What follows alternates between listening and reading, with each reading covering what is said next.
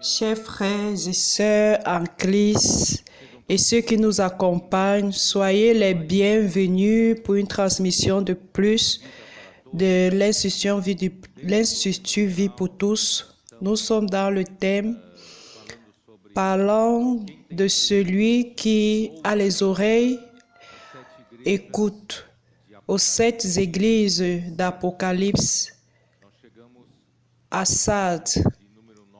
Nous sommes au message 9, dont le titre est « Le problème du gouvernement de l'Église ». La lecture de la Bible sera dans le livre de Éphésiens 1, 9 à 10, 22, 23 et 1 Colossiens 12, versets 12 à 13, 18, 28. Nous parlons directement de l'église de Vila Velha à Espírito Santo. Cette conférence a commencé hier, samedi, et aujourd'hui est dimanche. Et ici, cela correspond au message 2 de Vila Velha. Et c'est le message 9 de la séquence de la parole sur le thème général que celui qui a des oreilles écoute. Nous parlons à propos de la transition de l'époque de l'église de Thyatire à l'église de Sardes.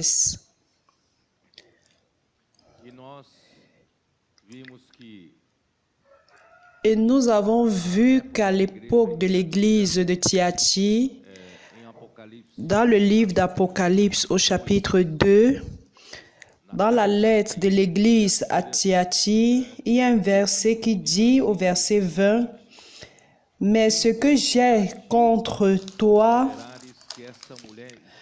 c'est que tu laisses la femme Jézabel qui se dit prophétesse, enseigner et séduire mes serviteurs, pour qu'ils se livrent à l'impudicité et qu'ils mangent des viandes sacrifiées aux idoles. » Alors, durant l'époque de l'église de Thyatire, cette femme Jézabel, elle s'est auto-déclarée prophétesse.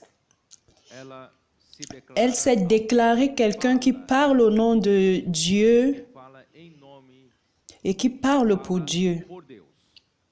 Et nous savons que ce qu'elle dit n'a rien à voir avec la parole de Dieu. Et cela a séduit beaucoup de peuples, du peuple de Dieu, et les a maintenus dans une obscurité totale en relation à la parole de Dieu. C'était une période de ténèbres du peuple de Dieu, de l'histoire de l'Église. Et cela a maintenu le peuple de Dieu dans l'ignorance en ce qui concerne la parole de Dieu et a maintenu le peuple dans la superstition religieuse. Et le peuple pensait que pour pouvoir gagner une grâce du Seigneur, il était nécessaire que l'homme puisse payer la pénitence et l'homme avait la peur de tomber dans une punition sévère au purgatoire après la mort. Alors, l'homme vivait, et l'homme, quand il vivait sur la terre, faisait souffrir son corps au travers de l'ascétisme, et tous ceux qui voulaient marcher sur la voie du Seigneur, ils finissaient par suivre le chemin du monastère où ils devaient dévouer leur vie à une vie de moine. Et ainsi, à travers plusieurs jeûnes, veilles, flagellations, ils punissaient leur corps afin que leur cœur ne puisse pas avoir les choses nécessaires et il pensait qu'en faisant ainsi, il recevrait une grâce devant le Seigneur. Et cela est apporté quand la Bible a été rendue publique au siècle XV. Alors il y a eu l'impression des livres au travers de la première impression de la Bible. Alors a commencé plusieurs traductions au travers de diverses langues. Et de cette manière, le peuple de Dieu a pu avoir accès à la parole de Dieu.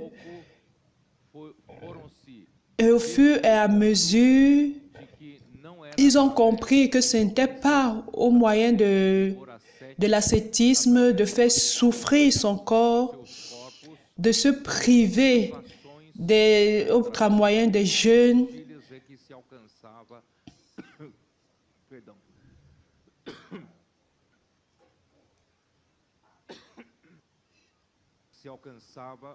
qu'il parvenait à atteindre le pardon des péchés et le salut devant Dieu. Et finalement, le peuple a découvert la lumière sur la parole de Dieu. Ils ont compris que c'est par la foi et non par les œuvres.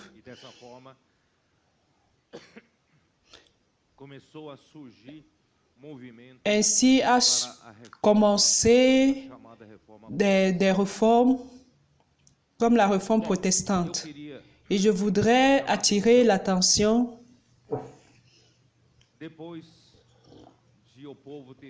après que le peuple ait vu que la justification est par la foi.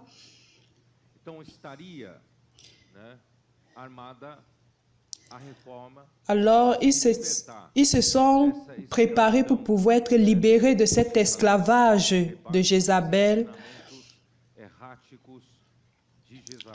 de se libérer de cette doctrine perverse.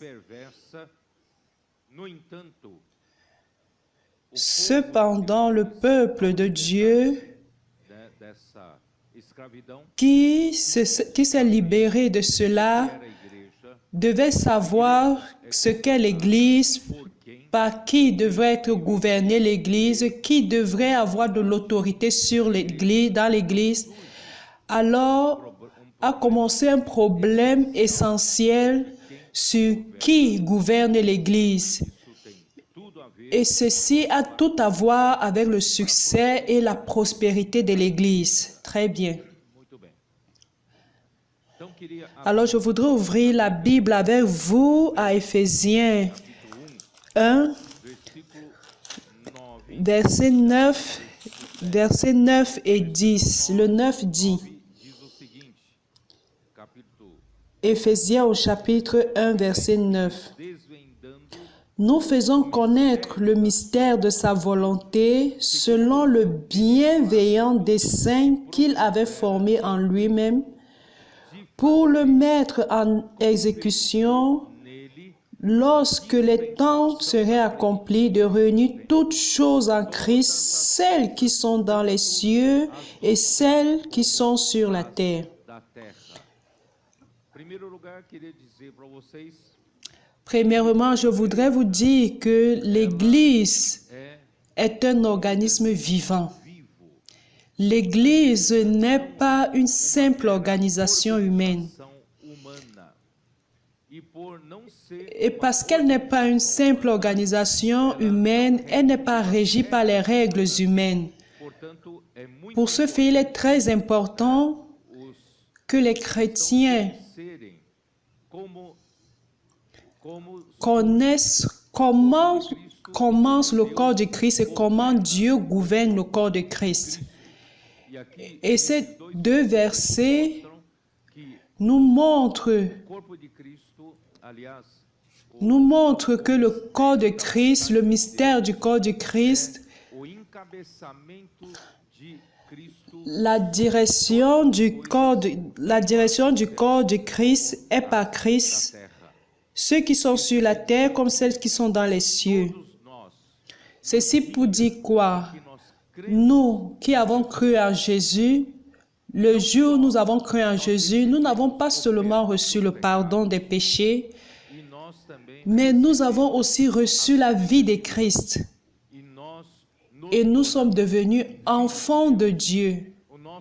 Et notre esprit a été régénéré. Nous sommes nés de nouveau pour Dieu. Nous sommes devenus enfants de Dieu. Et pas seulement cela. En ce moment où nous avions cru, nous avons été baptisés par l'Esprit Saint pour devenir un membre du corps de Christ. Je ne sais pas si vous avez cette conscience qu'au moment où vous croyez en Christ, au moment où vous avez cru, vous avez donné votre vie à Christ, vous êtes nés de nouveau et vous avez été baptisés par l'Esprit Saint dans le corps de Christ. Vous êtes devenu un membre vivant du corps de Christ. Vous n'êtes plus un individu. Vous n'êtes plus un chrétien individuel, mais vous êtes devenu membre d'un corps et ce corps est le corps de Christ. J'espère que tous aujourd'hui vous avez cette clarté, cette conscience que le jour où vous aviez cru en Christ, vous avez été baptisés dans le corps de Christ. Et je vais vous montrer cela à 1 Corinthiens au chapitre 12. Mais avec cela, vous n'êtes plus un simple chrétien qui vit seul individuellement dans ce monde. Vous faites déjà partie des membres d'un corps qui est le corps de Christ. Vous allez demander, mais comment j'ai été baptisé par l'Esprit Saint? Ainsi que j'ai cru. Ceci est une réalité. Et de là, la Bible nous enseigne que quand nous croyons, nous devons être baptisés dans les eaux. Alors, le baptême dans les eaux, c'est une confirmation d'une réalité du baptême par le Saint-Esprit qui a eu lieu au moment de ta conversion. Vous comprenez? Quand vous avez obéi aux Écritures, vous avez accepté d'être baptisé et le baptême dans les eaux est un témoignage que vous donnez déclarant à ce monde, à vos amis, aux personnes, devant Dieu, devant ses anges et devant l'Église, que vous avez été baptisé par l'Esprit Saint le jour où vous avez reçu et maintenant vous voulez être baptisé dans les eaux pour obéir à la parole, obéissant à la parole. Et aujourd'hui, vous avez traversé la mer Rouge, vous vous êtes libéré du monde pour vivre pour Dieu. Aujourd'hui, vous êtes membre du corps du Christ et vous vivez aujourd'hui pour Dieu. Vous vivez pour Dieu en nouveauté de vie. Vous avez compris? Alors c'est pour ça. Maintenant que vous avez été baptisé dans un corps, vous êtes maintenant membre vivant de ce corps. Vous n'êtes plus un membre mort d'une organisation humaine. Vous êtes membre vivant du corps de Christ. Vous avez la vie. Vous avez la vie de Dieu. Vous avez la vie éternelle pour pouvoir fonctionner comme un membre du corps du Christ. Donc, l'Église n'est pas une organisation humaine selon les règles humaines. L'Église est un corps vivant, un organisme vivant qui reçoit les commandes de la tête, du chef. Et le mystère de la volonté de Dieu, quelle est la volonté de Dieu? Quelle est la volonté de Dieu pour l'homme? C'est un mystère. Qu'est-ce que Dieu veut réellement? Qu'est-ce que Dieu veut? Quelle est sa volonté? Sa volonté est que toute chose, un jour, soit sous la direction de Christ. Christ étant la tête, le chef sur toutes choses, que ce soit les choses sur la terre, dans les cieux, que ce soit le monde angélique, que ce soit ici sur terre, l'Église sur terre. Et comment Dieu fera Christ être le chef de toutes ces choses comment Dieu fera qu'il puisse être le chef de l'Église? Parce que Christ a besoin d'être le chef de l'Église en premier lieu et par la suite, l'Église puisse être utilisée comme instrument par Dieu pour permettre à Christ de diriger toutes choses, d'être le chef sur toutes choses. Et toutes choses, comment Dieu va permettre que cela puisse arriver au moyen de l'Église? Cela est important aujourd'hui que vous ayez cela en conscience. Vous avez été mis sous la direction de Christ pour être utilisé et Christ pourra vous utiliser pour être chef sur toute autre chose. Éphésiens 1, 22. Et il a mis toutes choses, il a tout mis sous ses pieds et il l'a donné pour chef suprême de l'Église. Alors Dieu a donné Christ à l'Église comme chef. Et l'Église est son corps, la plénitude de celui qui remplit tout en tous. Donc, frères, nous sommes ici sur la terre pour recevoir les commandements du chef de la tête. Et à recevoir les commandements de la tête, cela vient par l'intermédiaire de la parole, de sa parole. Et la parole vient jusqu'à l'Église pour transmettre l'ordre, pour que nous soyons chaque fois obéissants à Christ et que Christ ait la liberté sur notre corps pour pouvoir agir, pour que l'Église demain, comme son corps, puisse lui donner la liberté de pouvoir être le chef sur tous les membres, utiliser ce corps-là pour pouvoir être sous la direction de toutes choses. Et l'Église sera la plénitude de celui qui remplit tout en Christ. Et l'univers tout entier sera rempli de Christ. L'univers tout entier sera sous la domination de Christ. Et l'Église est celle qui va remplir toutes choses. 1 Corinthiens 12.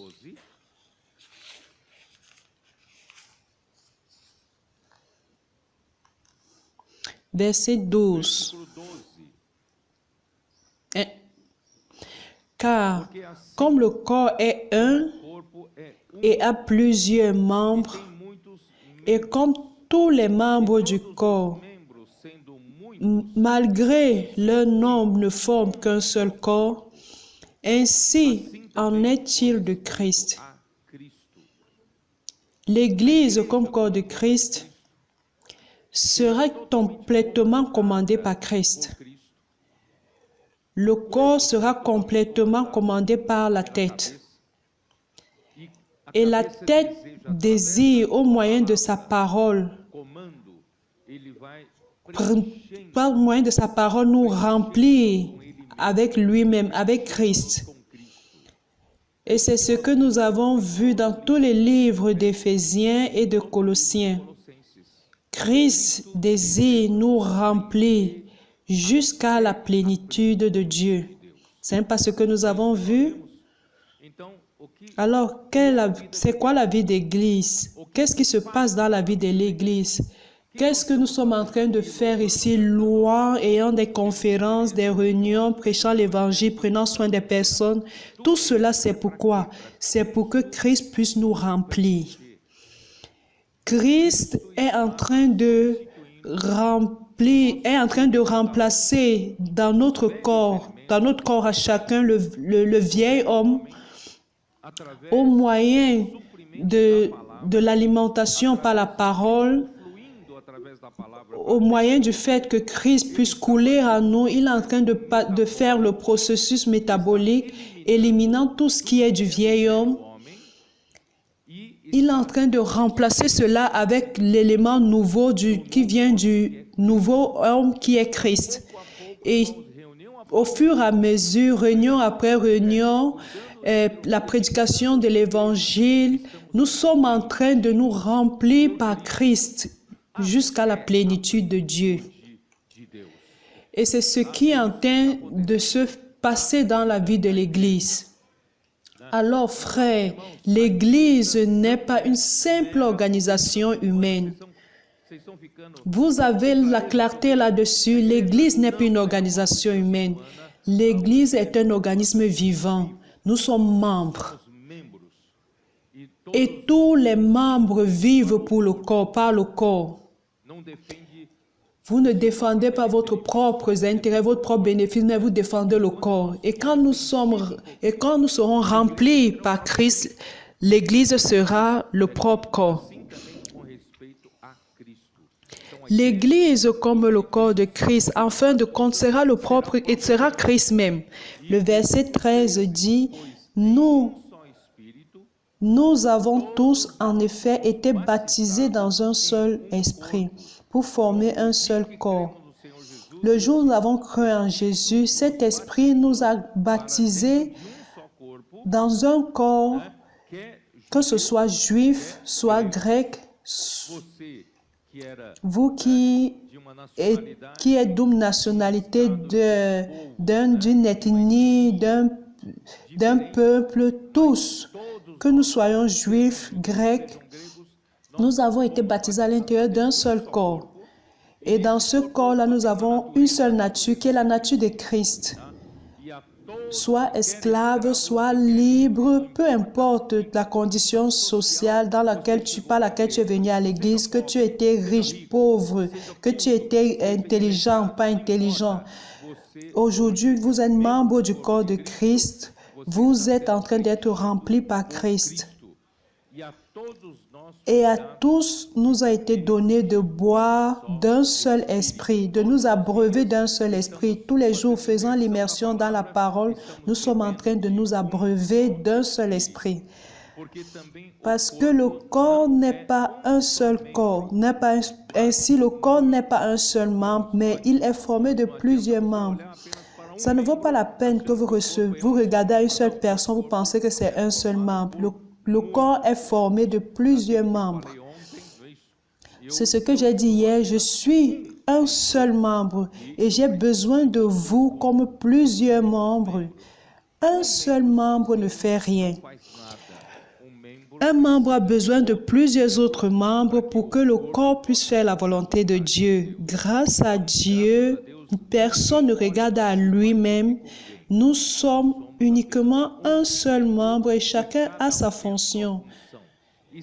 Et que nous soyons heureux avec la fonction que nous avons reçue, que tu sois heureux avec la fonction que Dieu t'a donnée, que tu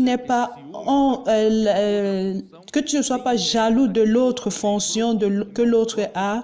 Nous devons être chacun être fidèles à la fonction que Dieu nous a donnée. Le verset 18 dit, « Maintenant, Dieu a placé chacun des membres dans le corps comme il a voulu. »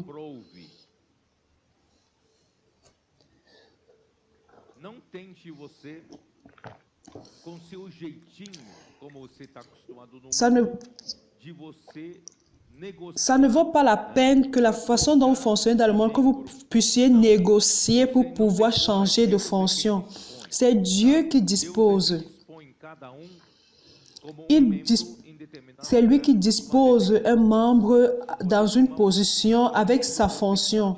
Vous pouvez faire de la politique pour faire des négociations, pour avoir un poste, pour avoir des bénéfices, mais pour pouvoir augmenter d'échelle.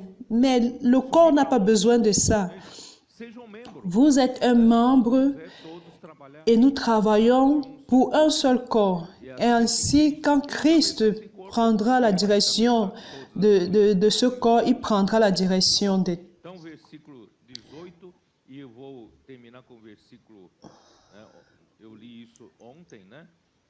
Verset 25. Afin qu'il n'y ait pas de division dans le corps, mais que les membres aient également soin les uns des autres. Donc, frères, à l'Église, dans le corps de Christ, ne restons pas à regarder les individus. Regardons les frères comme membres du corps, comme moi je suis membre du corps, et tous, nous servons le corps. Nous luttons pour les intérêts du corps. Et en luttant ici, nous sommes en train de lutter pour l'intérêt de Dieu. Et Christ sera le chef de ce corps. Et quand nous nous regardons les uns les autres,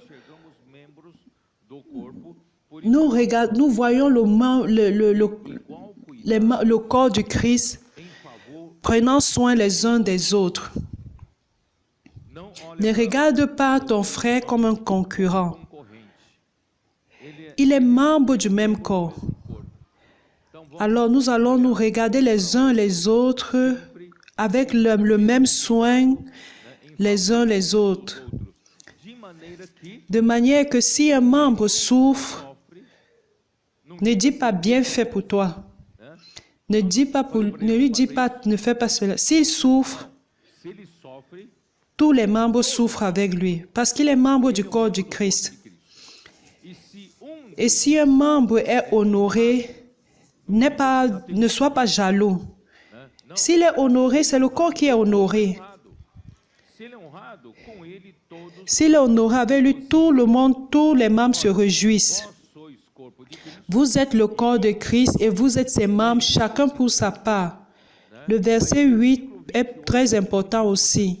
Et Dieu a établi dans l'Église, d'une manière pratique, Dieu a une ligne d'autorité pour que Dieu puisse exercer son autorité, pour que Christ puisse exercer son autorité. Le verset 28 dit, premièrement à l'un des apôtres, secondement des prophètes, troisièmement des docteurs. Ceci veut dire que Dieu a mis une ligne par laquelle coule l'autorité de Christ pour son Église. Dieu a établi les apôtres pour lidérer l'Église, pour diriger l'Église. Et comment les apôtres dirigent l'Église? Par leurs opinions, par leur capacité de gérer les choses, leur capacité d'administration? Non. Par les éloquences? Non. C'est par la parole. Les apôtres doivent être des messagers pour faire fluir la parole de Dieu qui vient comme un ordre, comme un commandement. Ainsi, comme vient de la tête à ma tête au travers du système nerveux commande tout mon corps, au travers le système circulatoire, alimente toutes les cellules des membres. Ainsi, tous les membres du corps de Christ, c'est comme ça que Christ prend soin de tous les membres du corps. Et Christ, comme la tête, à travers le système nerveux, il commande tous les membres. Et à travers le système circulatoire, il alimente tous les membres. Et c'est de cette manière, par la parole commande le système nerveux et la parole commande le système circulatoire aussi pour alimenter tous les membres du corps de Christ. Et ainsi, Christ établit son gouvernement au travers des apôtres. Et ce n'est pas par l'autorité propre des apôtres. Les apôtres, de ce fait, n'ont pas leur propre autorité. C'est un canal pour que Dieu puisse passer par eux. Et Dieu passant par eux, ils ont l'autorité. Alors les apôtres seuls n'ont aucune autorité. L'autorité vient par la tête et la tête vient par la parole. Et j'espère que j'ai laissé tout clair pour vous. Je vais parler un peu de la partie historique.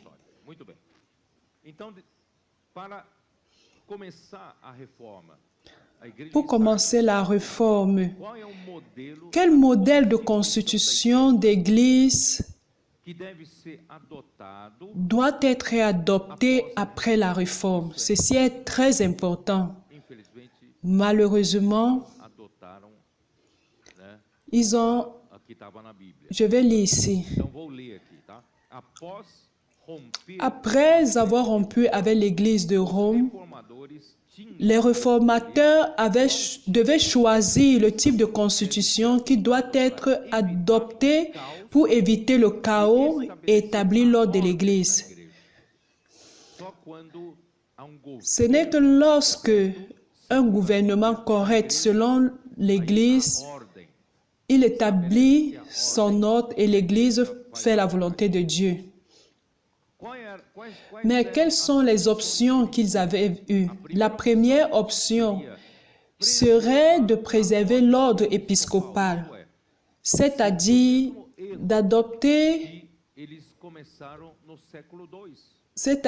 adopter le même système qui a commencé au second siècle.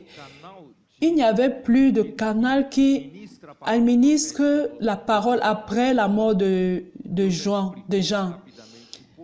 Parce que, je vais expliquer rapidement, parce que les hommes, à cette époque-là, le climat entre les églises était une lutte pour la position, la recherche de la primauté, et chacun luttait pour avoir des suiveurs après soi, pour pouvoir, et ils luttaient pour avoir plus de disciples après eux.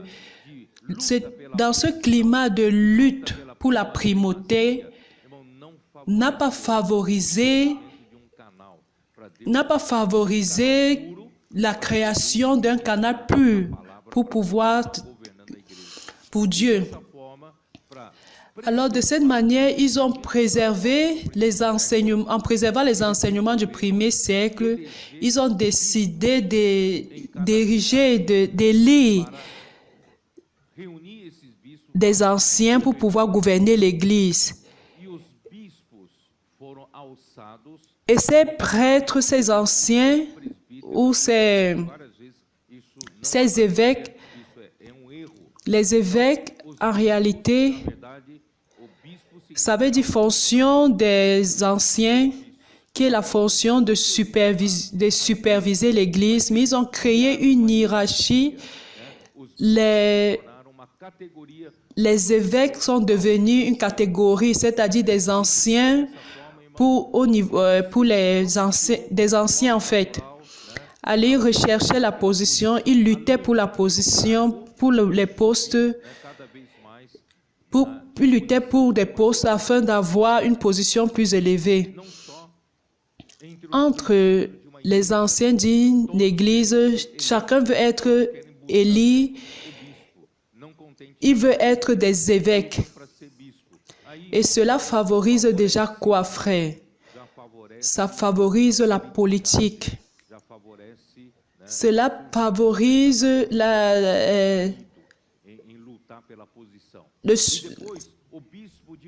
ce qui fait que la vie déchue de l'homme se manifeste. Alors ces évêques des cités, des villes moindres, ils choisissaient comment changer de ville. Ainsi, la corruption commence à entrer et de cette manière, le système du gouvernement par les évêques n'est plus biblique. Mais pour eux, pour que c'était moins, les erreurs étaient moindres par rapport au gouvernement de Rome. Alors pour eux, ils pouvaient opter, la réforme de l'Angleterre a opté pour ce système épiscopal. Et l'Église, le système de l'État a adopté le système épiscopal. Et c'est ce système qui gouverne l'Église. Et pour empirer la chose, qui est le chef de l'Église anglicaine? C'est le roi ou la reine d'Angleterre. Regardez quelle erreur. Ça, c'était la première option. La première option serait de préserver l'ordre épiscopal, c'est-à-dire d'adopter le même système qui a commencé au deuxième siècle, lequel a introduit la hiérarchie dans l'Église et le cléricalisme qui en a résulté. Ce serait suivre la loi du moindre effort. Cependant, ce serait rester dans la même erreur que la doctrine des Nicolaïtes. Le clergé domine sur les laïcs et ce système a été adopté plus tard en Angleterre et c'est ainsi que l'Église anglicane est née. La seconde option serait rechercher la lumière de la parole et suivre la manière que Dieu a instituée au gouvernement de l'Église. Cette option paraissait la plus distante de celle que l'Église a vécue sous la domination papale pendant tant d'années.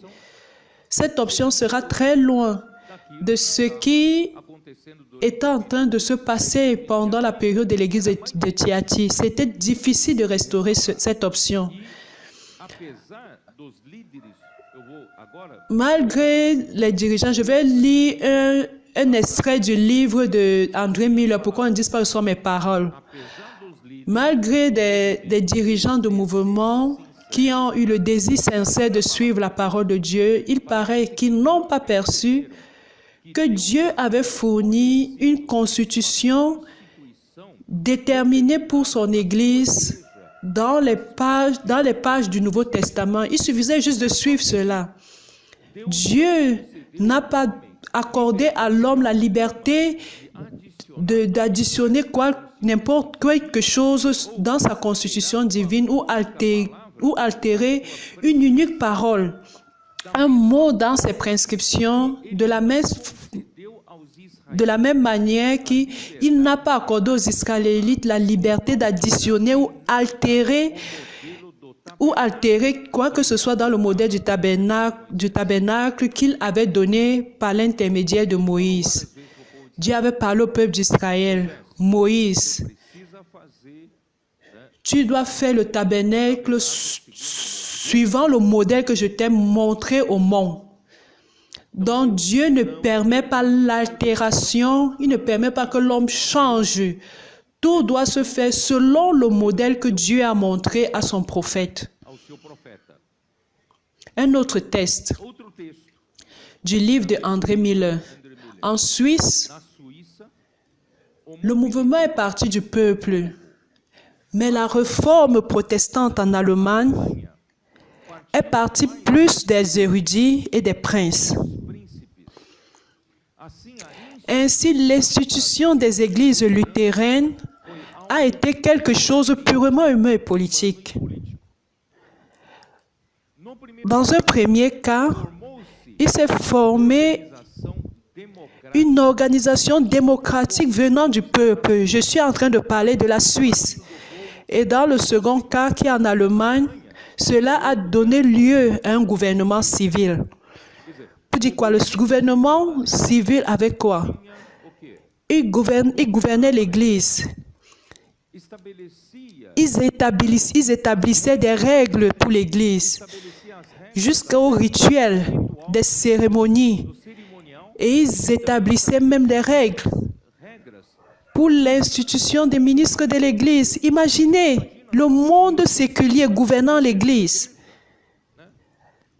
Dans le Christ comme le centre de son Église et l'Esprit Saint comme la puissance agrégatrice avait été ignorée pour amener toutes les personnes au centre, ont été ignorées complètement. Où est Christ? Ceci est le motif, parce que le Seigneur déclare que tous ces systèmes sont morts. C'est vrai que dans les églises luthériennes et dans les églises réformées, est prêché sur Christ, l'Esprit Saint, est prêché la parole de Dieu également. Et aussi, ils croient en cela. Cependant, malgré cela, il ne lui est pas donné, il n'est pas donné à Christ la place de chef. Il n'est pas donné au Saint-Esprit l'autorité dans l'Église.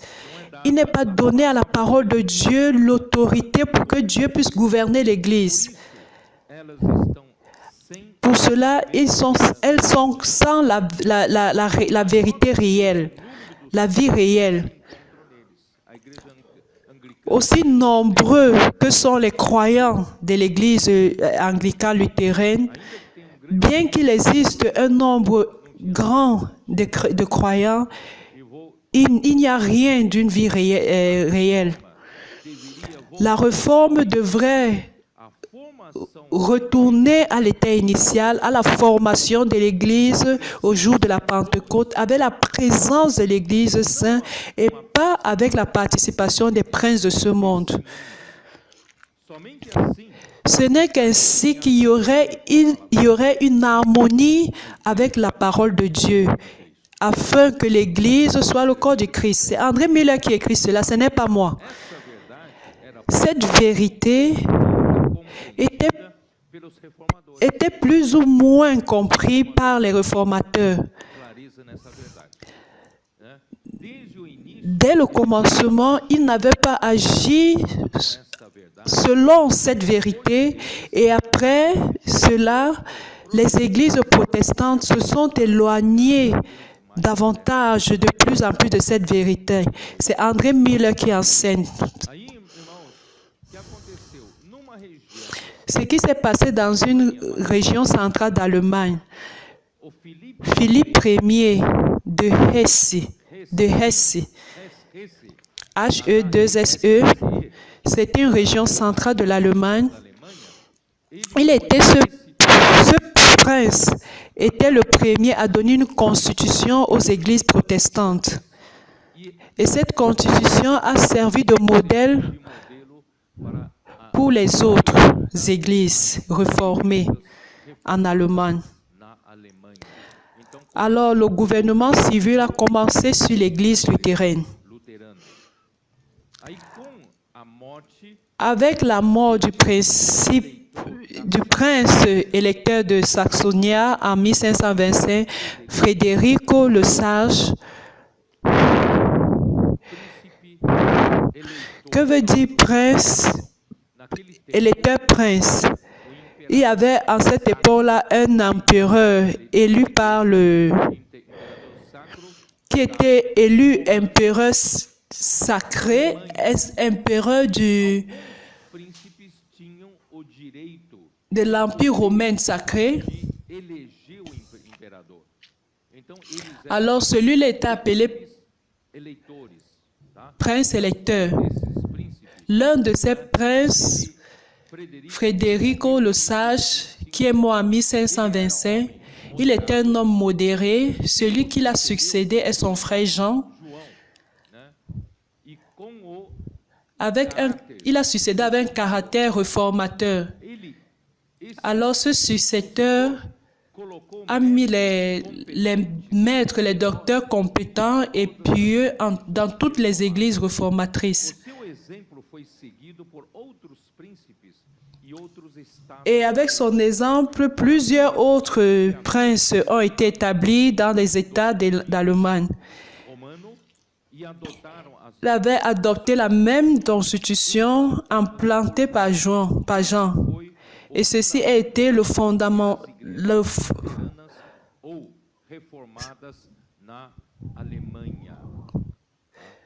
ce qui a été la base des premières églises luthériennes ou réformatrices d'Allemagne. Cette attitude a éveillé de sérieuses peurs dans les princes catholiques qui leur ont fait penser aux moyens pour se défendre de l'ancienne religion et punir les innovateurs audacieux. Mais une alliance aussi a été formée par les princes luthériens.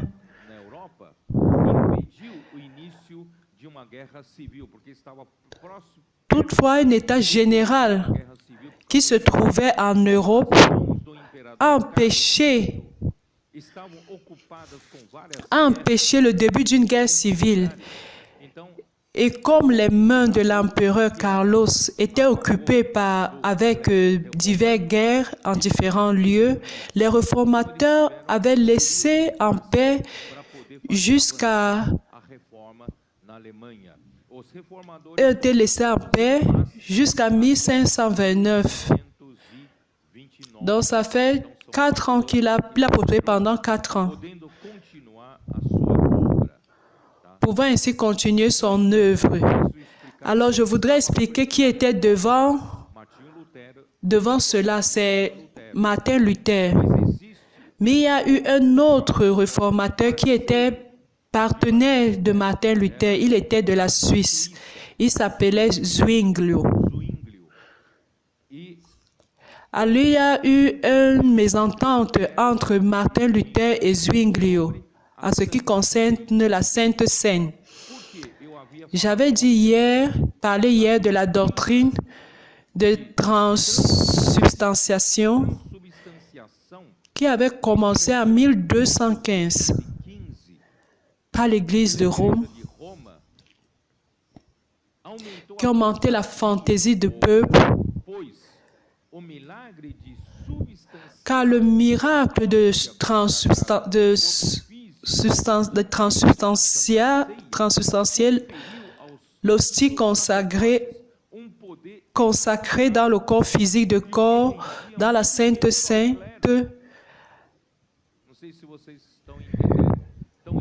dans 1215, Rome a inventé une autre histoire, disant que ces sacrificateurs, en servant l'hostie, qui est le pain, dont nous avons participé à la Sainte Seine, ils prenaient ce pain de la Sainte Seine, ils prononçaient certaines paroles de consécration de ce pain, afin que cela puisse devenir le pain, la chair physique du corps de Christ. Alors qu'il faisait cela, il y avait un miracle, que ce pain-là devenait la chair physique de notre Seigneur Jésus. Et cela a apporté une superstition grande.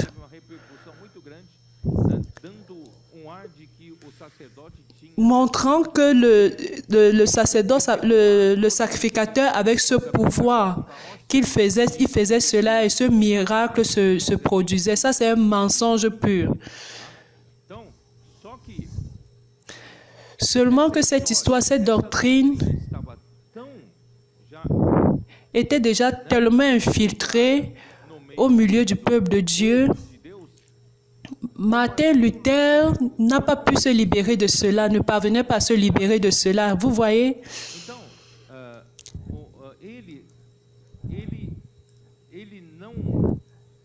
Alors, il a pu rejeter la doctrine de transsubstantiation, mais il a adopté la doctrine de consubstantiation qui ne veut rien dire. Il a juste changé le nom.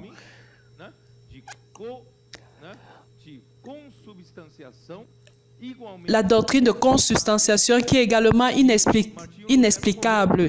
Et Martin Luther mort avec ça dans la tête. Et un autre Suisse, Ulrico Zwinglio, le réformateur suisse et compagnon de Luther, n'acceptait pas ces enseignements de Rome et croyait à la simplicité la simplicité présentée dans les églises, que le pain et le calice étaient les symboles du corps de Christ qui a été rompu pour nous et du sang de la nouvelle alliance qui a été versé pour nous. Alors le Suisse avait plus de la clarté,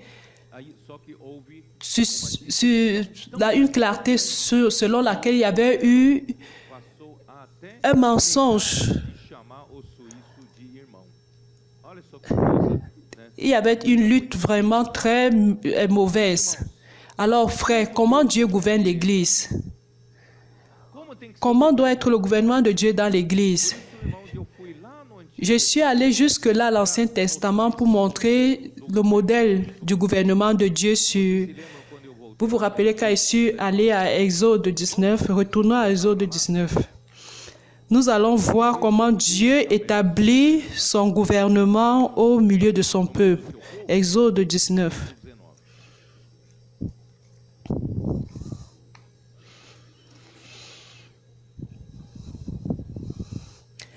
Verset 13.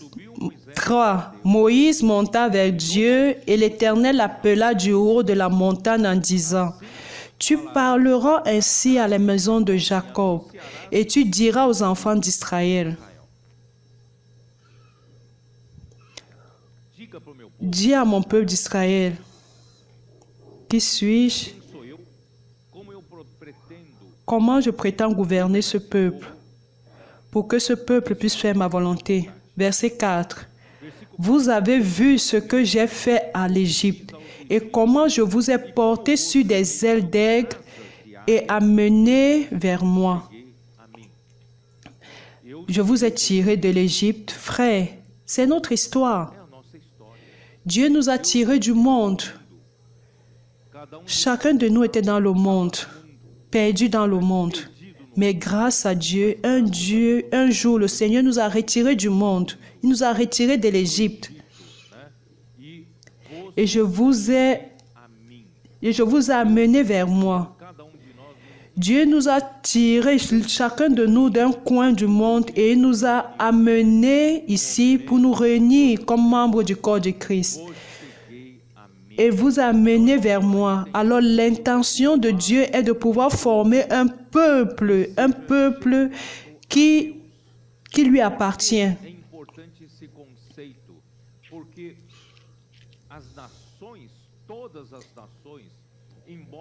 Maintenant, si vous écoutez, la volonté de Dieu, c'est que toute la terre, toutes les nations, tous les peuples de cette époque-là sont devenus des idolâtres, des nations païennes. Ils adoraient des idoles. Parce qu'après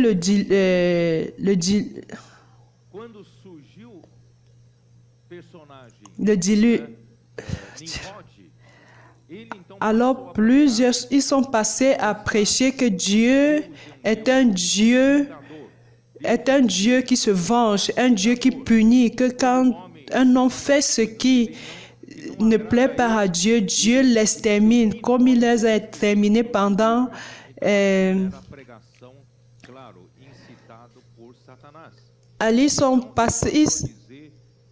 Ils ont passé du temps à dire que l'homme n'avait pas besoin de vivre sous la peur de Dieu.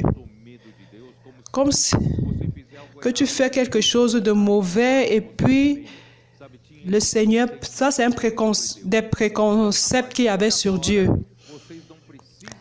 Qu'à partir de maintenant, vous n'avez plus besoin de vous préoccuper. Moi, comme Dieu, comme homme, je peux prendre soin de vous. Un homme peut prendre soin d'un autre homme. C'est ainsi que Satan a utilisé Nimrod pour pouvoir déclarer l'homme comme indépendant de Dieu. Et à partir de là, le psaume 2 prend toute sa place. Psaume 2.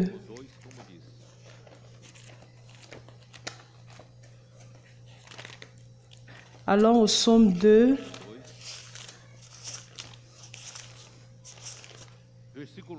Verset 1. Pourquoi ce tumulte parmi les peuples, les nations, ces vaines pensées parmi les peuples? Pourquoi les rois de la terre se soulèvent-ils et les princes se liguent-ils avec eux contre l'Éternel et contre son oint? Brisons leurs liens, délivrons-nous de leurs chaînes. Ce sentiment de révolte, de rébellion contre Dieu a surgi à l'époque de Nimrod. Alors nous, hommes, nous n'avons plus besoin de nous lier à Dieu. Nous devons rompre tous nos liens avec Dieu parce que nous sommes déclarés indépendants de Dieu. Nous ne vivrons plus comme dépendants de Dieu. Mais Dieu, si vous êtes rebelle, il est bon que vous ayez peur, mais réellement que vous ayez peur. Mais si vous êtes un peuple qui veut s'approcher de Dieu, Dieu est un Dieu qui veut un peuple qui lui appartient. C'est ce que Dieu veut faire entendre au peuple d'Israël. Ce n'est pas ce que Satan est en train de proposer pour vous tromper. Moi, je suis un Dieu qui veut un peuple qui m'appartienne. Je veux que l'homme s'approche de moi. Je suis un Dieu d'amour. C'est ce qui est. Malheureusement, tout le monde veut se libérer de Dieu ayant cette pensée d'un Dieu qui punit. Nous retournons à Exode 19, verset 5. Maintenant, si vous écoutez ma voix et si vous gardez mon alliance, vous m'appartiendrez entre tous les peuples, car toute la terre est à moi. Alors, comment Dieu prétend gouverner son peuple? Comment Dieu prétend diriger son peuple pour que le peuple puisse faire sa volonté? Tout a un lien avec la parole, et non une parole morte, mais une parole vivante. Si vous écoutez ma voix, voix est la parole de Dieu à tout moment. Dieu nous parle. Dieu parle à son peuple. Dieu n'est pas celui-là qui laisse une chose morte dans nos mains. Il est un Dieu qui parle. C'est un Dieu vivant. Alors, si vous écoutez ma voix et si vous gardez mon alliance, ceci, c'est mettre la parole de Dieu en pratique. Écoutez attentivement, avec amour respectueux de tout ce que Dieu dit, et pratiquer, et mettre en pratique tout ce que Dieu dit. Ceci est la manière de Dieu de gouverner son peuple. Ainsi, vous m'appartiendrez entre tous les peuples, car toute la terre est à moi. Tous les peuples, à l'exception du peuple d'Israël, étaient des peuples païens. Maintenant, je veux un peuple qui est mien, qui m'appartient. Et comment ce peuple qui est sorti de la culture à laquelle ils se sont acculturés en Égypte pendant plus de 4 siècles, comment est-ce qu'ils, pour plus de 400 ans, comment est-ce qu'ils deviendront peuple de Dieu au moyen de la parole? Comment changer une culture au moyen de la parole? Nous avons tous une culture du monde parce que nous venons du monde. Mais comment Dieu est en train de changer notre culture? Par sa parole. Nous sommes encore en train d'être transformés par la parole du Seigneur, n'est-ce pas? Alors, plus vous écoutez la parole du Seigneur, la parole de Dieu va changer votre culture de telle manière que chaque fois vous allez abandonner d'être un peuple du monde, mais un peuple qui appartient à Dieu par la parole. Vous serez pour moi un royaume de sacrificateurs et une nation sainte. Comment hier je vivais comme j'étais un peuple qui servait les idoles. Et aujourd'hui, un peuple qui sert Dieu, un sacrificateur qui sert Dieu. Il n'y a qu'un seul moyen, c'est par la parole. C'est pourquoi, frère, Dieu nous a donné un outil merveilleux qui est l'immersion dans la parole. Et l'immersion dans la parole est en train de changer notre culture. L'immersion dans la parole, inculquant la parole de Dieu dans notre cœur, cela est en train de changer notre constitution. Cela est en train de changer notre nature. Nous étions quoi? Nous venions d'un peuple païen Aujourd'hui, Dieu est en train de faire de nous une nation sainte. Il est en train de changer notre nature. Pour cela, frères, nous devons donner de la valeur à la parole, donner la valeur à l'immersion dans la parole, donner la valeur à l'inculcation de la parole de Dieu en nous. Ainsi, c'est faire habiter richement, abondamment la parole de Dieu en nous. C'est ce qu'il est en train de faire au milieu de nous. Verset 7. Moïse vint. Dieu parle la parole au peuple de Dieu au moyen de qui Dieu commence à utiliser un canal. Quel canal? Moïse.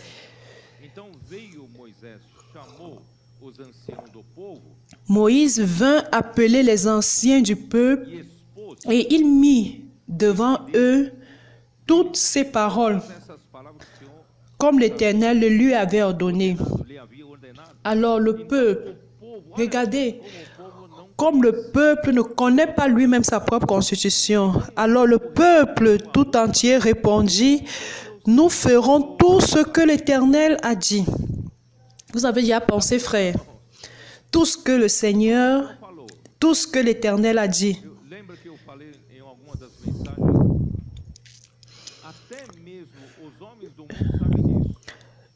Même l'homme du monde connaît cela. Quand tu écoutes, tu oublies. Mais l'homme a une propension de croire que quand il écoute, il a déjà assimilé. Mais il n'a pas assimilé. Quand nous étions petits, la maman nous disait, enfant, fais ça, fils, fais ça. On disait, ah, maman dérange, maman est ceci. Mais c'est parce que nous écoutons, nous oublions, nous n'assimilons pas ce que nous écoutons. Mais le peuple était si enfantin que il disait que tout ce que l'Éternel a dit, nous allons faire. Parle à Dieu et tout ce qu'il va dire, nous allons faire. C'est pourquoi aujourd'hui, le Seigneur a introduit la pratique dans l'immersion de la parole. Parce que nous ne considérons pas que tout ce que nous allons écouter, nous allons faire. Nous avons besoin d'inculquer la parole dans notre cœur avec répétitions successives. Avec des répétitions successives, parlant entre nous, parlant la parole de Christ entre nous, faisant l'immersion dans la parole, ainsi la parole est gravée dans notre cœur. Et Moïse a rapporté les paroles du peuple à l'Éternel, disant que le peuple a dit que ce que tu as dit, ils vont faire. Verset 9. Voici, je viendrai vers toi dans une épaisse nuée, afin que le peuple entende quand je te parlerai et qu'ils aient toujours confiance en toi. Moïse... Parce que Moïse avait annoncé la parole au Seigneur. Dieu savait que le peuple était...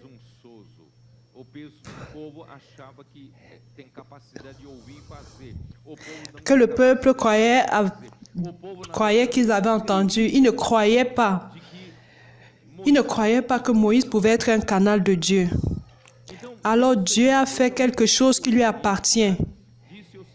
Il dit que je vais venir dans une épaisse nuée. Qu'est-ce qui s'est passé?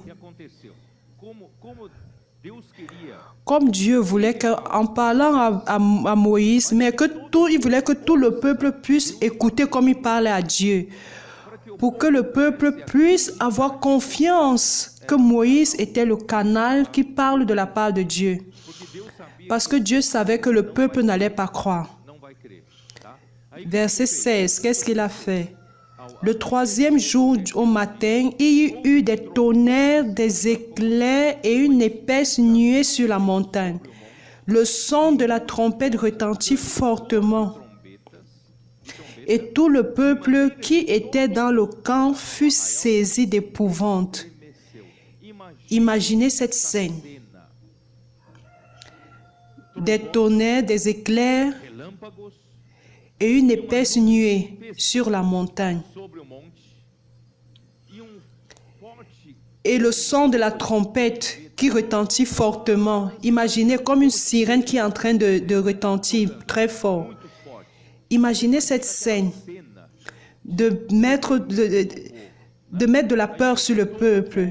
Et le peuple fut saisi d'épouvante. Moïse fit sortir le peuple à la rencontre vers le camp. Fit sortir le peuple du camp à la rencontre de Dieu et ils se placèrent au bas de la montagne.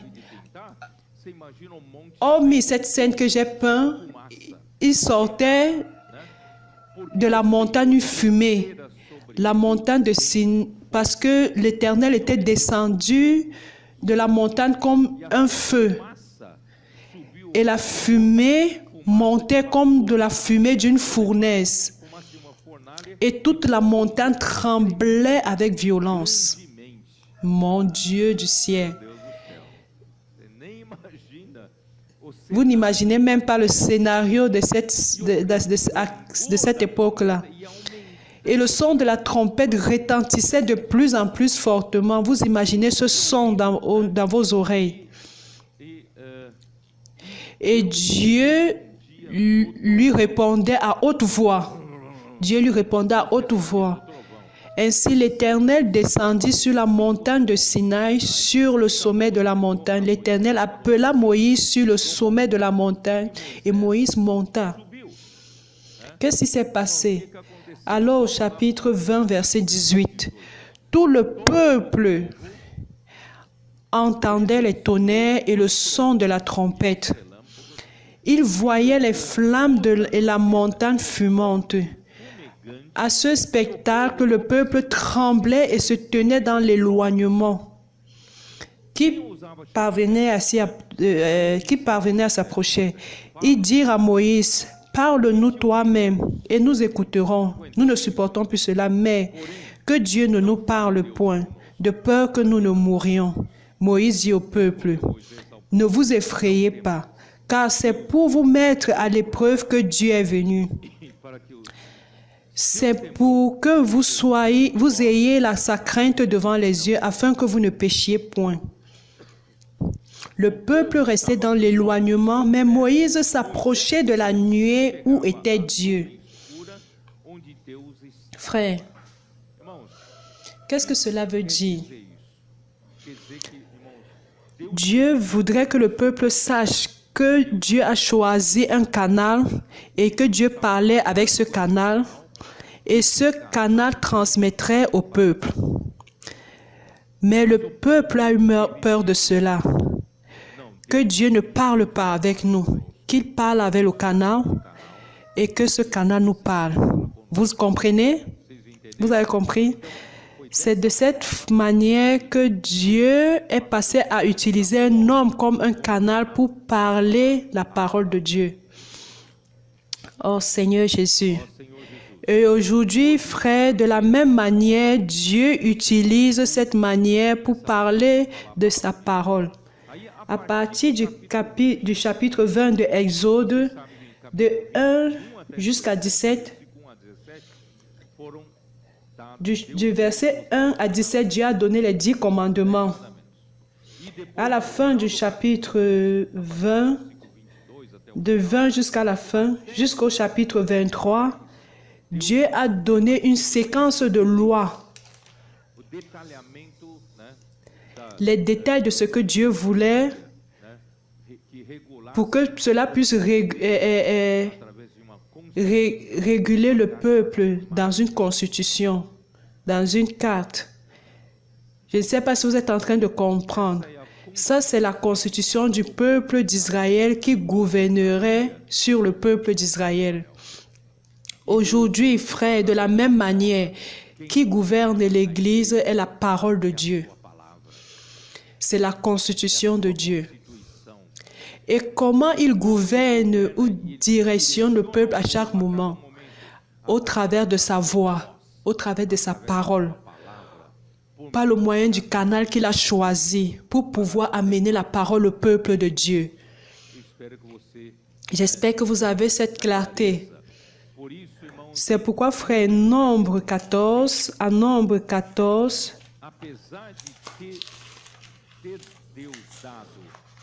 Malgré le fait que Dieu ait donné les 10 commandements et les lois,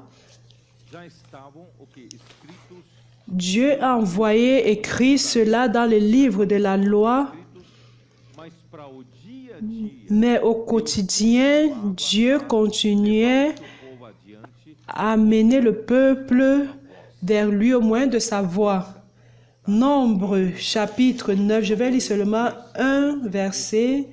Verset 23 dit, « Ils campaient sur l'ordre de l'Éternel et ils partaient sur l'ordre de l'Éternel. » Pour dire quoi? Le peuple était commandé par l'ordre de Dieu. Et quelle est cette parole, ordre de l'Éternel? Si vous allez à l'original, cette parole, ordre, veut dire bouche. Je vais lire littéralement. Ils campaient sur l'ordre de l'Éternel et ils partaient sur l'ordre de l'Éternel. Donc, frère, aujourd'hui, l'Église, c'est la même chose. Comment Dieu gouverne l'Église? Au travers de sa bouche, au travers de la parole, au moyen de son canal. Quand Dieu parle, il donne direction à l'Église.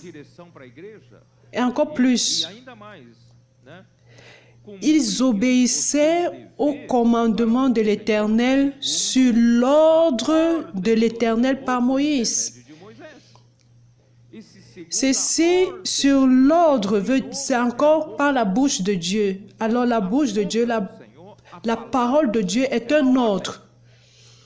Comment Dieu gouverne l'Église au travers de la parole qui sort de sa bouche et qui est un ordre. Chaque parole que nous recevons, la parole prophétique, est un ordre. C'est pour que nous les exécutions. Mais par Moïse, Dieu utilise un homme. Mais c'est difficile que l'homme obéisse à un homme. Au chapitre 12 de Nombre,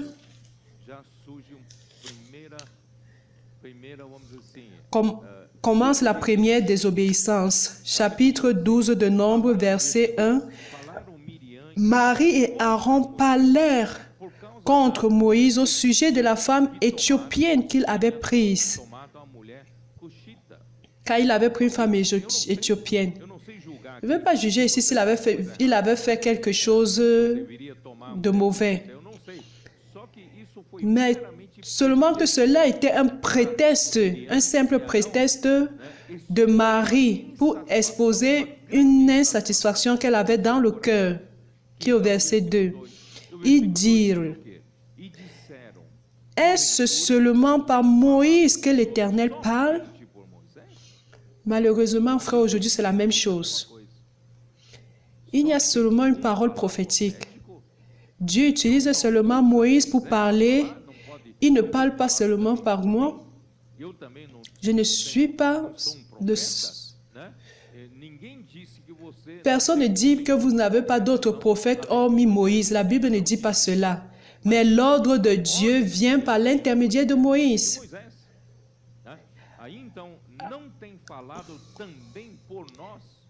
N'est-ce pas aussi par nous qu'il parle et l'Éternel entendit?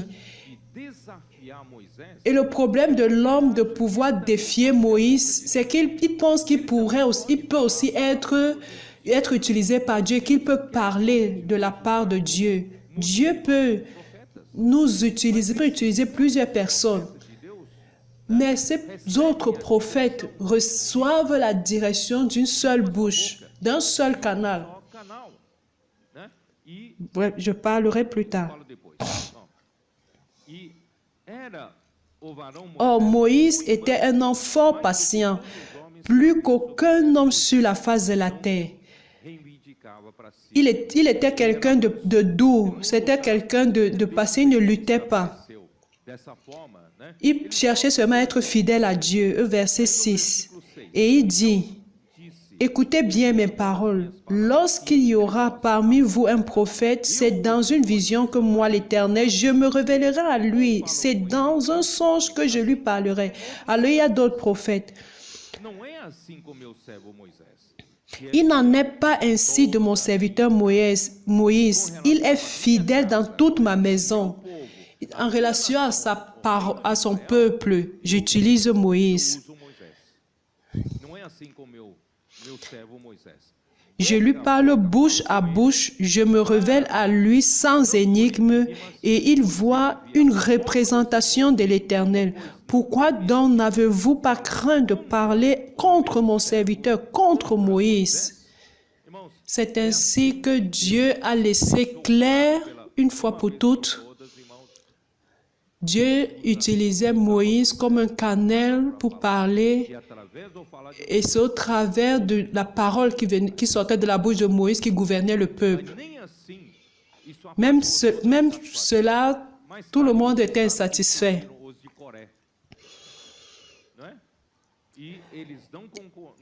Ils n'acceptaient pas pourquoi Dieu parle seulement à Moïse. Et durant l'histoire de l'Église, cela surgit et cela se passe au milieu de nous et va surgir davantage. Parce que l'homme naturel, ce jour-là, nous étions en train de parler dessus, Maurice et 1 Corinthiens, Maurice nous a lu ce verset, 1 Corinthiens 2,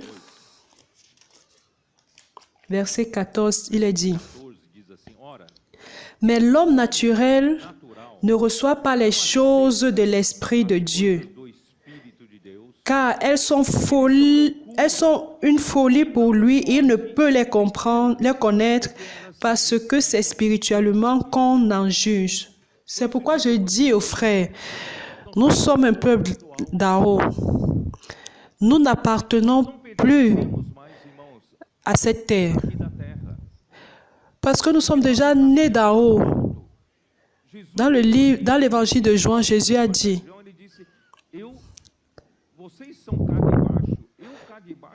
je ne suis plus de la terre, je suis d'en haut. C'est pourquoi il est important que vous nassiez de nouveau. Et celui qui naît de nouveau est né d'en haut. Nous sommes sur terre, avec les pieds sur terre, le corps sur terre, mais vivons dans la région céleste. L'Église est ce peuple. Bien que nous ayons un corps matériel et physique vivant sur cette terre, mais notre esprit et notre âme devraient vivre dans la sphère céleste. Parce que tous les dons parfaits sont là en haut. Vous ne voulez pas rechercher les choses parfaites ou vous voulez seulement vous réjouir des simples choses. Je ne veux pas me contenter des simples choses de la terre, mais je veux chercher les choses parfaites et les choses parfaites sont d'en haut. Ce sont les choses d'en haut. Nous sommes un peuple qui vit là, qui vit en haut. Nous recherchons les choses d'en haut. Colossiens 3. Cherchez les choses d'en haut. Pensez les choses d'en haut où Christ vit. Parce que vous êtes déjà mort. Vous êtes déjà mort. Nous sommes déjà morts avec les choses de la terre. Notre vie est cachée en Christ, en Dieu. Et quand il va se manifester, nous également, nous serons manifestés avec lui dans la gloire. Alors l'Église est un peuple céleste. Pour cela, frères, nous allons cesser d'être mesquins. Nous allons cesser de vivre dans la sphère terrestre. Questionner comment Dieu fait les choses. Dieu a expliqué que Ésaïe 5, ce que vos pensées ne sont pas les miennes, vos voix ne sont pas les miennes. N'évaluez pas mes pensées avec les tiennes. N'évaluez pas ma manière de faire les choses avec votre manière de faire les choses. Ainsi comme les cieux sont éloignés de la terre, ainsi mes pensées et mes voix sont éloignées des vôtres. C'est pourquoi, frère, l'homme naturel n'accepte pas les choses de l'Esprit de Dieu parce qu'elles sont une folie et il ne peut les connaître parce que c'est spirituellement qu'on en juge. Vous allez converser ou parler avec un homme naturel. Vous êtes en train de parler de A, il est en train d'entendre B. Vous ne pouvez pas converser avec lui parce que vous êtes en train de parler des choses célestes et pas des choses terrestres. Il est préoccupé de comment Moïse veut s'exalter, comment l'apôtre Paul veut se promouvoir, veut être l'unique qui administre la parole aux églises à cette époque-là. Pourquoi? Parce que ceux qui critiquent Paul, Moïse, ils voient les choses de la terre. Grâce au Seigneur, l'Église, c'est quelque chose là c'est quelque chose des cieux. Frère, nous allons regarder dans les cieux, là en haut. 1 Corinthiens 2, verset 7. Outrora oculta, a qual Deus pré-ordenou desde a eternidade para nossa glória. Sabedoria essa que nenhum dos poderosos desse século conheceu, porque se a tivesse conhecido, jamais teriam crucificado o Senhor da glória. Mas como está escrito, verset 9, mais comme il est écrit, ce sont des choses que l'œil n'a point vues, que l'oreille n'a point entendues et qui ne sont point montées au cœur de l'homme, des choses que Dieu a préparées pour ceux qui l'aiment. Dieu nous les a révélées par l'Esprit, parce que l'Esprit sonde tout, comme même les profondeurs de Dieu. Lequel des hommes, en effet, connaît les choses de l'homme si ce n'est l'esprit de l'homme qui est en lui? De même, personne ne connaît les choses de Dieu si ce n'est l'Esprit de Dieu. Or, nous n'avons pas reçu l'Esprit du monde, mais l'Esprit qui vient de Dieu, afin que nous connaissions les choses que Dieu nous a données par sa grâce. Et nous en parlons non avec des discours qu'enseigne la sagesse humaine, mais avec ceux qu'enseigne le Saint-Esprit, employant un langage spirituel pour les choses spirituelles. Oh Seigneur Jésus.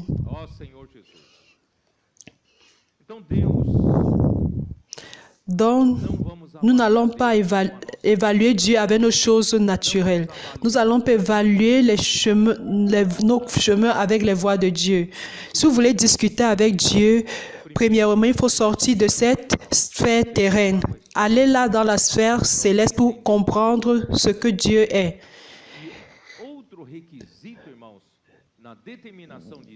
D'autres acquis se trouvent à Deutéronome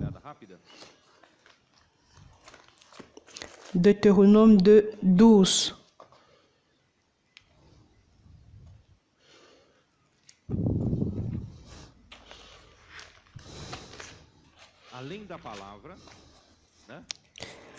Au-delà de la parole que Dieu utilise pour gouverner le peuple, au travers de Moïse, Dieu également a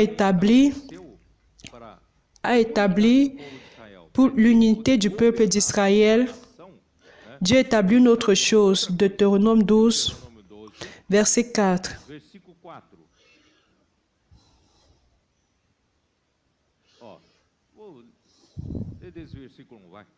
São estes os estatutos e os juízos que cuidareis de cumprir na terra que vos deu o Senhor, Deus de vossos pais, para a possuirdes todos os dias que viverdes. Voici les lois et les ordonnances que vous observerez et que vous mettrez en pratique. Verset 1. Aussi longtemps que vous y vivrez dans le pays dont l'Éternel, le Dieu de vos pères, vous donne la possession. Dieu voudrait que la nature de Christ soit travaillée en nous. Verset 2. Vous détruirez tous les lieux où les nations que vous allez chasser servent leur Dieu sur les hautes montagnes, sur les collines et sous tout arbre vert.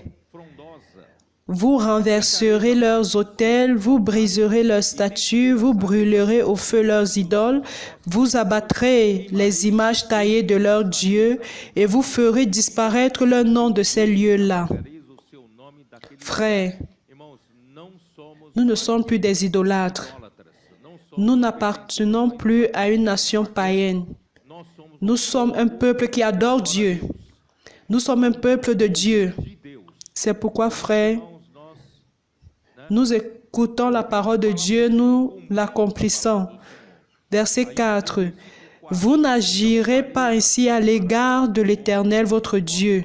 Parce que l'adoration aux idoles, vous pouvez adorer à n'importe quel lieu. Même si c'est sous des arbres, vous pouvez aller sous une montagne pour le faire. Vous pouvez aller n'importe où pour adorer vos dieux. Mais ce n'est pas ainsi avec notre Dieu. Notre Dieu a déterminé une manière de l'adorer. Verset 5. Mais vous le chercherez à sa demeure. Et vous irez au lieu que l'Éternel, votre Dieu, choisira parmi toutes vos tribus pour y placer son nom. Je vais choisir un lieu, et en ce lieu-là, c'est là où les 12 tribus iront. Et c'est là où je vais mettre mon nom et mon habitation. Et vous pouvez, plus tard, le Seigneur a choisi Jérusalem. Et Dieu a établi là-bas son temple, et le temple est son lieu d'habitation. Dieu a déterminé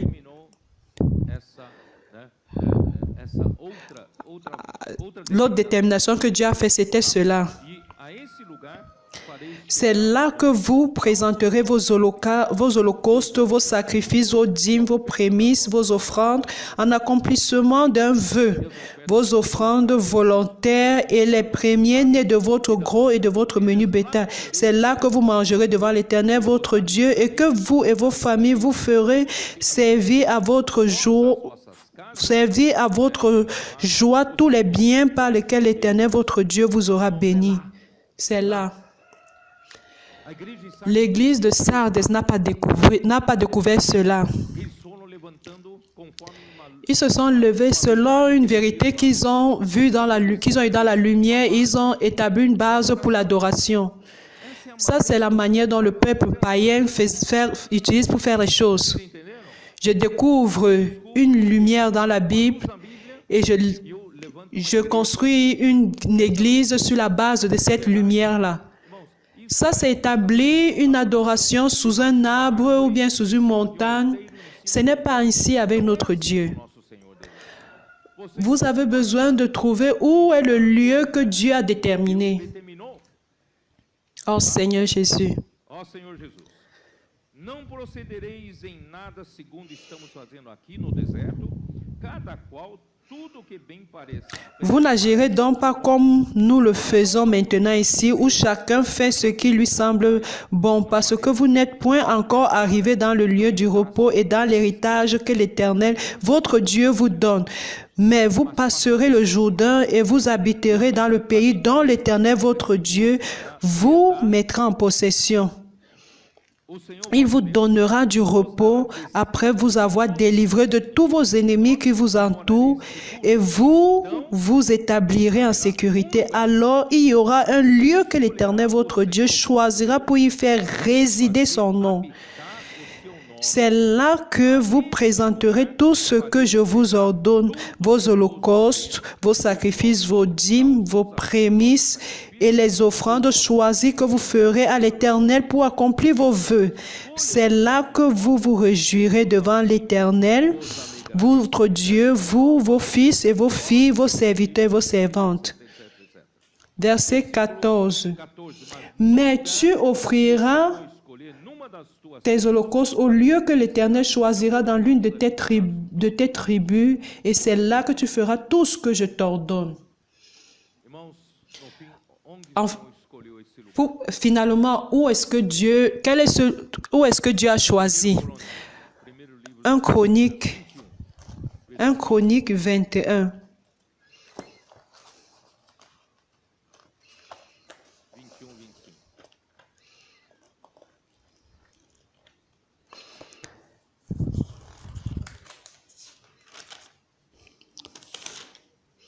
Davi deu a Ornã por aquele lugar a soma de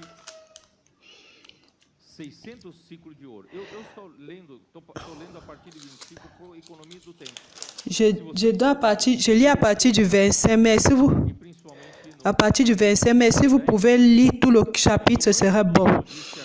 Et David donna à Ornan 600 sigles d'or pour l'emplacement. David bâtit là un autel à l'Éternel et il offrit des holocaustes et des sacrifices. C'était pour les Jébusiens. C'est pour cela qu'ils devaient acheter cette terre. Vous savez où était ce lieu? hein?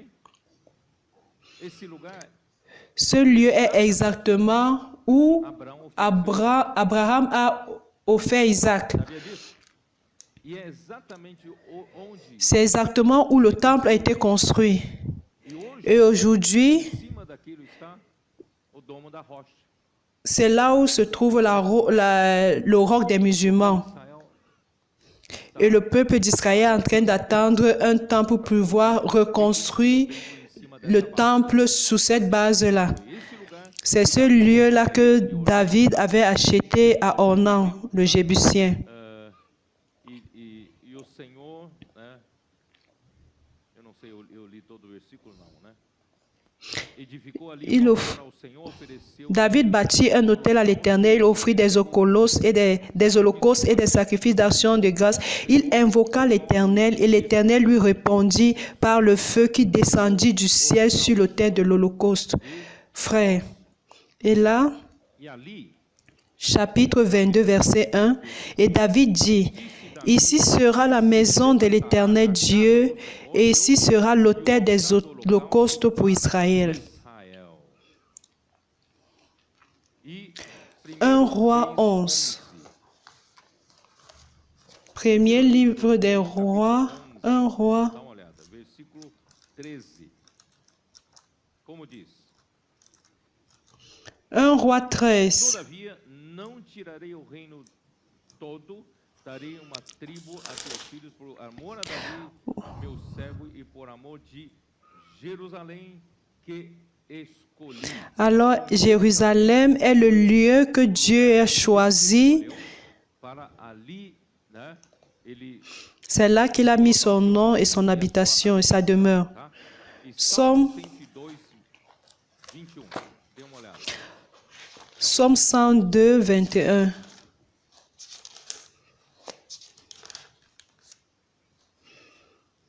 A fim de que sejam Pour seja écouter, anunciado em Sião o nome afin qu'il publie dans Sion le nom de l'Éternel et ses louanges dans Jérusalem. de Sião em Jerusalém. Donc c'est Sion à Jérusalem que Dieu a choisi pour mettre son nom et sa demeure. Et là est la base de l'unité du peuple d'Israël. d'Israel. Dieu a établi la base de l'unité à Jérusalem.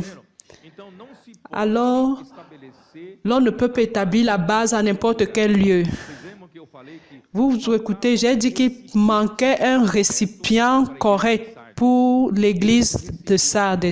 Et ce récipient-là est la base correcte. Et cette base correcte est à Jérusalem. tem que ir para Jerusalém? Amen. Ó Senhor Jesus.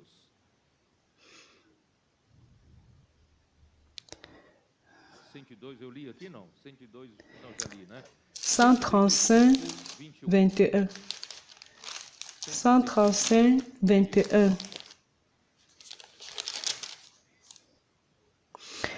Que de Sion l'on bénisse l'Éternel qui habite à Jérusalem. Alléluia. Aleluia. Et après vint Zacharie. Eu não vou ler por causa do tempo, tá bom? Então Jerusalém Jérusalem est devenu le centre de l'unité du peuple d'Israël. Seulement à ce lieu-là que le peuple pourrait faire des sacrifices au Seigneur et faire des fêtes déterminées à Dieu. todas as Alors les 12 tribus devaient aller jusqu'à Jérusalem, peu importe si tu habitais loin. Tu devais aller là. tem que ir para lá. Então Seulement que je n'aurai pas le temps de détailler. Salomão Salomon, à la fin de sa vie, il a fait ce qu'il a fait à Dieu. Il n'a pas persévéré isso está, pour suivre vamos ver, vai. 1 Roi 11. 11.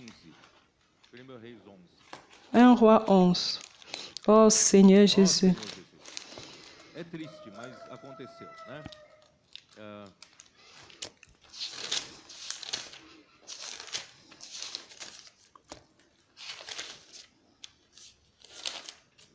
Versículo 1 Roi 11, verset, 4. Sendo já velhas, verset duas 4. mulheres lhe perverteram o coração para seguir outros deuses. E seu À l'époque de la vieillesse de Salomon, ces femmes inclinaient son cœur vers d'autres dieux et son cœur ne fut point tout entier à l'Éternel, son Dieu, comme l'avait été le cœur de David, son père. Salomon alla après Astarté, divinité des Sidoniens, et après Milcom, l'abomination des Ammonites. Et Salomon fit ce qui est mal aux yeux de l'Éternel et ne suivit point pleinement l'Éternel. pois desviara Verset 9. L'Éternel fut irrité contre Salomon parce qu'il avait détourné son cœur de l'Éternel, le Dieu d'Israël, qui lui était apparu 2 fois. Verset 11. Et l'Éternel dit à Salomon, puisque tu as agi de la sorte et que tu n'as point observé mon alliance et mes lois que je t'avais prescrites, je déchirerai le royaume de dessus toi et je le donnerai à ton serviteur. Seulement je ne le ferai point pendant ta vie à cause de David ton père. C'est de la main de ton fils que je l'arracherai. Je n'arracherai cependant pas tout le royaume. Je laisserai une tribu à ton fils à cause de David mon serviteur et à cause de Jérusalem que j'ai choisi. Et cela a eu lieu après le règne de Roboam, le fils de Salomon. pesadamente, né? Et Roboam aussi a augmenté trop de charges au peuple. O conselho dos mais Il a jovens, suivi plus les conseils des jeunes tribos d'Israël, et les 12 tribus dix tribus se sont rebellées contre lui, sont allées à Roboam et 2 sont restés à la maison de David. Et de cette manière, 10 tribus sont sorties de la domination de Roboam et Jéroboam, pour ne pas perdre la domination sur les 10 tribus, il a dit que si le peuple retournait à lui selon la détermination du roi, de Dieu, à lui retourner à Jérusalem, où ils seront morts et il perdra le royaume. Alors je vais utiliser un artifice. Je vais dire au peuple qu'ils n'ont plus besoin d'aller faire de la fête à l'Éternel à Jérusalem. Je vais faire de outro bezerro de ouro em Betel.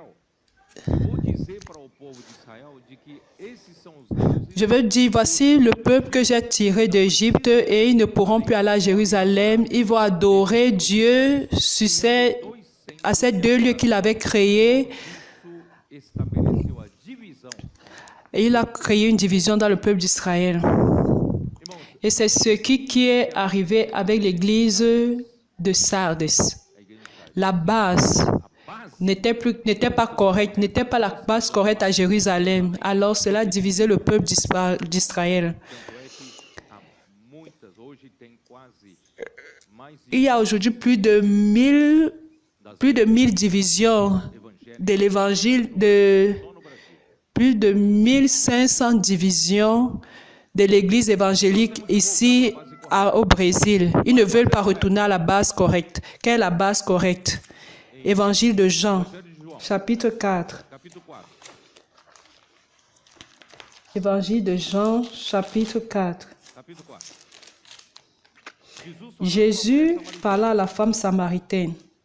Aí, Alors, Samaritana elle colocou uma questão lui a fait une question à ce qui concerne le lieu d'adoration du peuple d'Israël. Verset 19. Jean 4, 19. Senhor, Seigneur, lui dit la femme, je vois que tu es prophète. Nos pères ont adoré sur cette montagne et vous dites-vous que le lieu où il faut adorer est à Jérusalem. Jerusalém é o lugar que se deve adorar. Dieu a établi cela. Estabeleceu isso. Femme, lui dit Jésus, crois-moi, l'heure vient où ce ne sera ni sur cette montagne, ni à Jérusalem que vous adorerez le Père. Vous adorez ce que vous ne connaissez pas. Nous adorons ce que nous connaissons, car le salut vient des Juifs. Vem do judeu. Est-ce que vous entendez? Or, les Samaritains Samaritanos ont établi estabeleceram le mont en Samarie, qui était le mont Gérizim. Ils ont établi là comme un lieu d'adoration. Mais Dieu établit pour le peuple d'Israël à Jérusalem. Alors le peuple juif devait aller à Jérusalem comme l'unique centre de l'unité du peuple de Dieu. Mais quand nous venons au Nouveau Testament, ce centre d'unité n'est plus un lieu physique. Où cela se trouve maintenant? Le verset suivant, 23. Mais l'heure vient, et elle est déjà venue, où les vrais adorateurs adoreront le Père en esprit et en vérité. Car ce sont là les adorateurs que le Père demande. Dieu est esprit, et il faut que ceux qui l'adorent en esprit et en vérité. Vous avez compris? Alors, ce lieu frais d'adoration est devenu l'esprit. Le lieu choisi dans le Nouveau Testament n'est plus à Jérusalem. Et maintenant, le gouvernement de Dieu dans l'Église est dans l'esprit. C'est pourquoi l'Esprit Saint doit avoir autorité sur l'Église. Mais pour que l'Esprit ait le gouvernement sur les choses de l'Église, ça doit avoir des choses pratiques. Si vous prenez le gouvernement de l'Église, vous mettez sur l'État d'Allemagne, comment est-ce que l'Esprit va gouverner? Est-ce que vous avez compris? Nous allons y arriver. Zacharie 4, allons-y.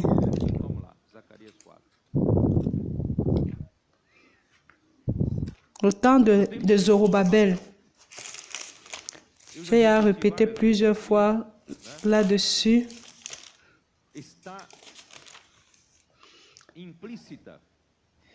Cela implicite la base de l'unité Jérusalem. Pourquoi? Parce que le peuple de Juda s'était dispersé dans la Babylone. 70 ans après, Dieu a utilisé le roi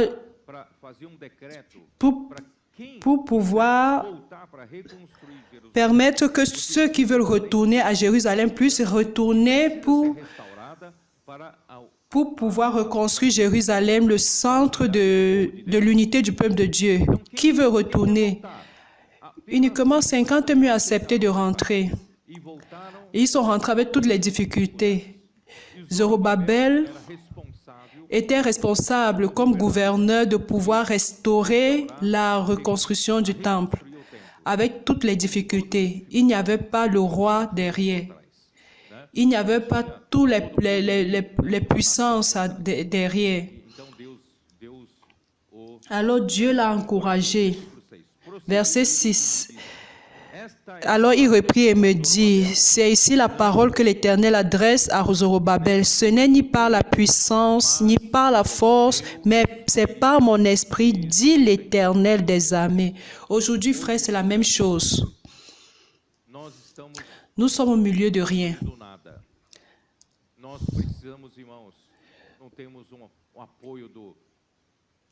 Nous n'avons pas l'appui du gouvernement d'Allemagne, nous n'avons pas l'appui des États, nous n'avons pas l'appui de l'empereur Constantin, nous n'avons pas ces forces politiques, mais nous avons l'esprit, frère. Nous sommes un troupeau, un petit troupeau. Nous sommes l'église de Philadelphie avec peu de force, mais le Seigneur a mis devant nous une porte ouverte, parce que ce n'est ni par la force, ni par la puissance, mais par l'Esprit du Seigneur. Nous allons restaurer ce lieu. Nous allons reconstruire ce lieu qui est l'église en Jérusalem, l'église à Philadelphie. Oh Seigneur Jésus, c'est pourquoi, frère, Zacharie 4 montre ce chandelier que j'ai parlé de la semaine dernière. C'est au travers de l'huile dorée que Dieu alimente, au moyen de ses prophètes, qui alimentent le vase. Et ce vase-là sont les messagers que le Seigneur a dans l'Église pour pouvoir alimenter son église. Parce que ce chandelier doit alimenter les 7 lampes du chandelier. On a besoin d'un chandelier pour que l'huile puisse descendre, pour pouvoir nourrir. Il manquait cette base correcte. Dieu a besoin de cette base correcte pour que Dieu puisse édifier son Église. Frères, aujourd'hui, Dieu est en train d'utiliser l'Église de Philadelphie pour restaurer cela. C'est pour cela que nous devons être fidèles pour être ce canal de Dieu, ce messager et transmettre la parole de Dieu. 2 Timothée 2:2. Qu'est-ce qu'il est dit? Allons-nous être ces messagers fidèles? 2 Timothée 2. O que de minha parte ouviste, isso mesmo, né? O que de minha parte ouviste através de muitas Et ce que tu as entendu de moi en présence de beaucoup de témoins, confie-le à des hommes fidèles qui soient capables de l'enseigner aussi à d'autres. que recebe o azeite dourado, Nous devons être fidèles à transmettre à d'autres, à l'Église, para a igreja pour illuminer, que les lampes puissent être allumées. L'Église à Philadelphie est un chandelier d'or qui a besoin d'être allumé et cela dépend de vous. Aussi longtemps que vous êtes fidèle, plus vous êtes fidèle, inculquant la parole à vous, transmettant la parole fidèlement à l'Église, l'Église brillera. L'Église où vous servez brillera. Et de cette façon, nous allons être des serviteurs fidèles para fazer pour faire briller le chandelier d'or. de ouro. Finalement, frères, Realmente, irmãos, eu je vais utiliser peu de paroles pour dire para dizer du côté pratique, qu'est-ce qui manquait à l'église de Sardes? La pratique de l'unité de l'église. Si vous regardez dans tout le Nouveau Testament, irmãos, une seule église dans chaque ville, n'est-ce pas? não é? Não Ce n'est pas parce que vous avez vu une vérité sobre sur liderato, então você levanta em cima dessa base da à verdade. partir de là, vous levez une base pour pouvoir établir une église. Igreja numa base que traz a unidade. Je ne sais pas si vous me comprenez. Entendendo? Vamos Je vais dire, j'ai une révélation. Sur cette révélation, j'ai construit une église. Je suis en train de construire l'église sur une base base qui ne parvient pas à unir tout le peuple de Dieu. Seulement ceux qui concordent qui sont en accord avec moi sur cette lumière-là. Et ça, c'est une division. Et quelle est la manière que Dieu a essa igreja fait pour que cette église-là puisse englober tout le peuple de Dieu? Une ville, uma cidade, tous ceux qui croient au Seigneur Jésus-Christ dans cette ville forment une seule église. uma igreja. Et de cette forme église, cela reste indivisible, l'église, dans la pratique. Na prática, não On ne parvient pas à diviser l'église. seja, você não Peu importe se você si vous êtes pour une vérité ou une autre, l'important c'est que vous croyez à la foi basique e você et que vous vivez dans cette ville, vous faites partie de l'église dans cette ville. essa cidade Il n'y a pas comment nous diviser. dividir-nos. Malheureusement, l'église de Sardes n'a pas prêté attention à la base de l'unité. Alors, à ce sujet a été né plusieurs divisions. Hoje, irmãos, a igreja de Filadélfia está voltando L'Église doit retourner à la base de l'unité. aqui na cidade. Ici, dans la ville de Vila-Velha, nous avons seulement une seule Église. Mas será que todos Mais est-ce que tous ceux qui ont cru au Seigneur Jésus dans cette ville nesta cidade sont dans cette Église? nessa igreja? Sont-ils ou pas dans cette Église? Vous n'avez pas le courage de le dire? Dizer, Tous ceux qui ont cru au Seigneur Jésus, Jesus, qui vivent ici à Vila-Velha font partie de Vila-Velha, de l'église de Vila-Velha. Parce que l'Église est indivisible. Nous ne pouvons pas diviser le corps de Christ. Bien qu'ils ne se réunissent pas avec nous, mais pour nous, ils font partie de l'Église de Vila Velha. C'est pourquoi, frères, nous devons sortir pour prêcher l'Évangile. Toute la parole que Dieu nous dit, c'est pour toute l'Église. Et nous devons aller dans la rue pour passer ce message à eux également. Est-ce que vous m'entendez? Pour cela, dans chaque ville, oh Seigneur Jésus, mon temps est en train de finir. Tite 1:5.